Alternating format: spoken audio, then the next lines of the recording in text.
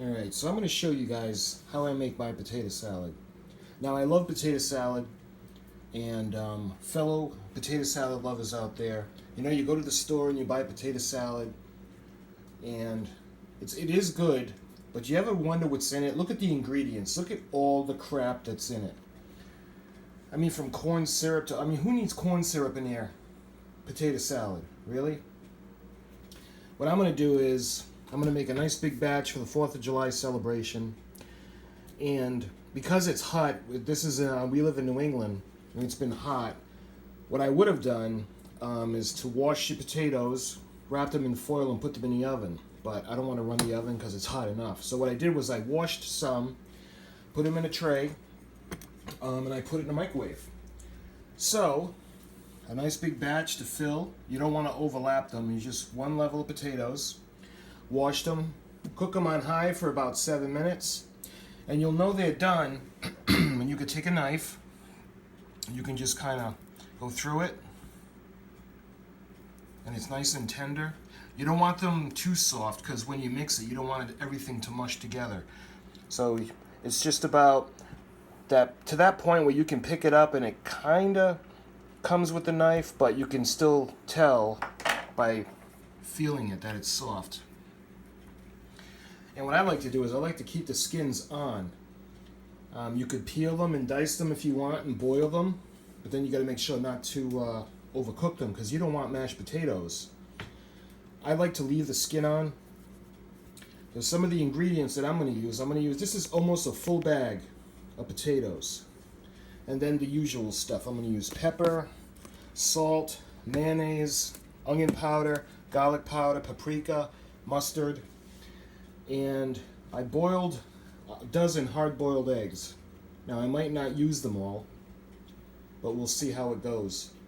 But I put boiled eggs in, and we'll get started. First thing I'm going to do is I got a large bowl, and I'm going to dice the onions and the celery. I'm going to put up a whole list of ingredients that I put in my potato salad anyway, so you can see what I'm doing. So the first thing I'm going to do is wash the celery and chop up the onion, and we'll start by putting it in the bowl.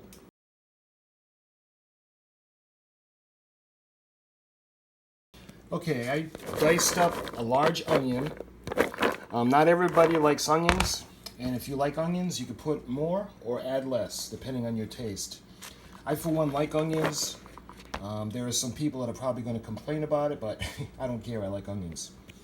And I apologize for the look of this grungy, gross bowl. It's a nice large bowl. It is clean, but I had put spaghetti sauce in it, and I tried scraping it down and cleaning it, and I just couldn't get that residue out, that red kind of hint of the hue. So anyway, it is a clean bowl, so... But that's the celery, the onions. Let's go ahead and move on to the celery.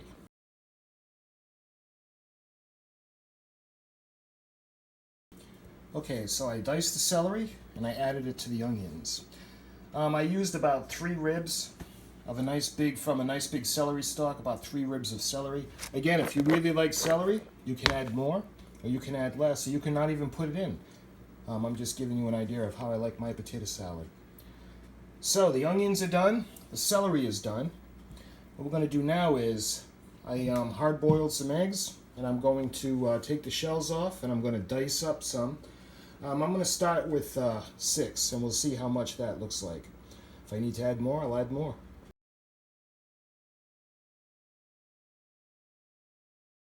Okay, I boiled a dozen eggs, and, well, there's a couple missing because I ate them, because they're good.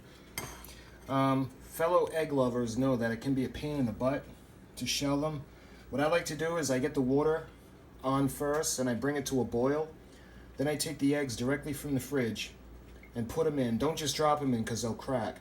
I use a ladle, gently lower them into the water, and boil it for about 6 minutes. Then I put the heat off and just let it sit for another 10 minutes.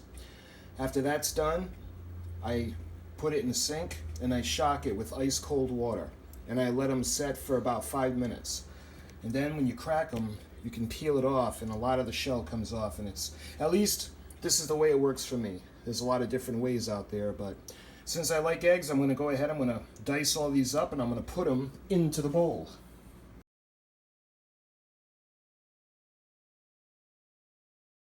Okay, so I diced all the hard-boiled eggs and added them to the onions and the celery. As you can tell, this is going to be a very big batch. Again, yours doesn't have to be that big, just don't add as much ingredients to yours. So, what we're going to do now is, the star of the show, I'm going to dice the potatoes and add them to the mix.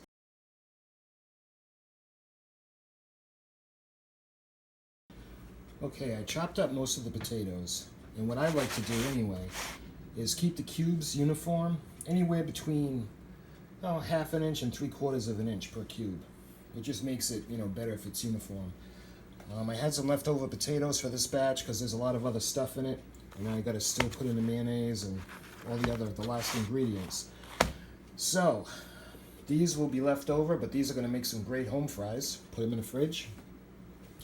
What I'm going to do now is, I have a lid for this bowl. I'm going to actually put the lid on and kind of gently just kind of rotate it to mix everything together.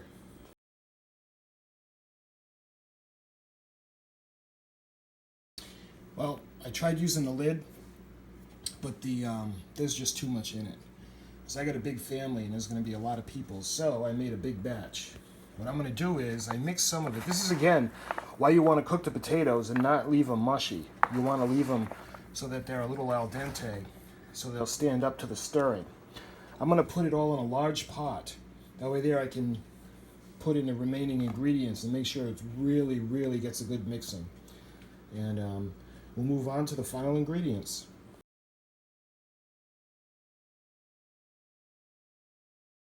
Okay, so in a separate bowl, I put in a full jar of mayonnaise. I put in a teaspoon of pepper, excuse me, a teaspoon of paprika, teaspoon of salt, teaspoon of onion powder, teaspoon of garlic powder, and about 2 tablespoons of mustard. I did it this way because it'll be easier to mix it all together. And I know it looks like a lot, but I'm making a very big batch. So let's mix it all up and see what it looks like.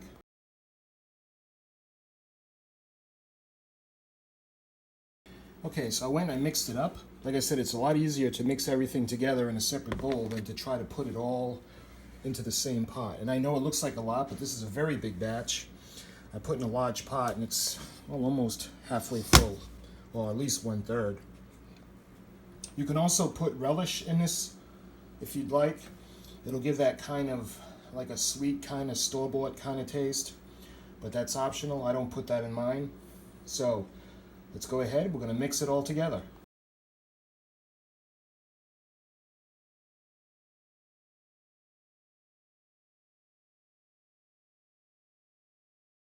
Okay, so I very gently stirred it around, mixed it thoroughly. I used a wooden spoon.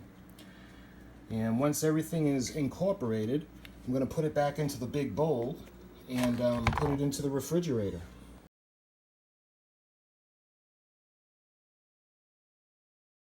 Okay, so it's all mixed and I put it back into the bowl. And what I'm going to do is I'm going to cover it and I'm going to put it into the refrigerator. Ideally, you can do this the day before, so it really gets a good chill all the way through, depending on the size. So I'm going to go ahead, I'm going to put it into the refrigerator, and after it's chilled, I'll show you how to plate it.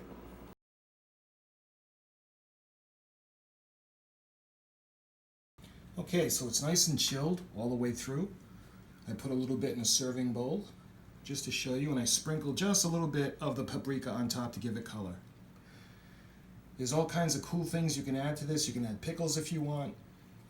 You can dice up a cucumber and put that in. That's really good. But this is my version of the potato salad in time for the 4th of July. And this goes great with hot dogs and hamburgers or whatever you got coming off the grill.